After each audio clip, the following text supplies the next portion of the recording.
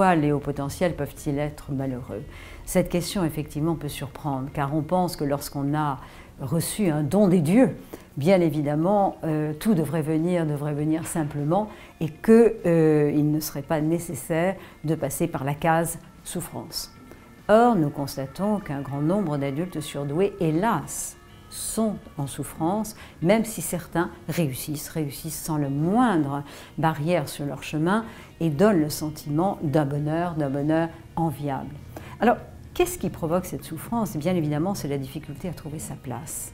Sa difficulté à trouver sa place a un lien avec, je dirais, la nature profonde de l'homme ou de la femme surdoué ou de l'enfant surdoué, qui peut, par moments, rechercher dans ses relations une intensité, une profondeur de la relation que l'autre n'est pas toujours à même de donner.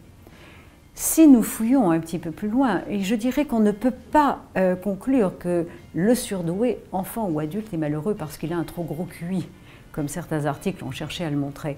Je crois que ce gros QI a un impact sur la manière dont nous sommes, la manière dont nous regardons le monde autour de nous et nous entrons en relation avec ce monde. La façon d'entrer en relation avec le monde peut rendre les relations simples de tous les jours, les relations d'amitié ou de couple, plus difficiles. Et à ce moment-là, la personne va se mettre en retrait, peut s'isoler, peut vivre une solitude qui est particulièrement difficile et qui mérite d'inciter la personne à consulter. On ne doit pas accepter cette souffrance comme une fatalité. Il est tout à fait possible de démonter avec un psychologue, avec un spécialiste, de démonter les causes de la souffrance de la personne, car elles ne sont jamais universelles. Chaque être est unique, il n'y a pas deux surdoués qui sont exactement pareils, et comprendre les causes de sa propre souffrance est fondamental, mais ceci est possible et elle peut être dépassée.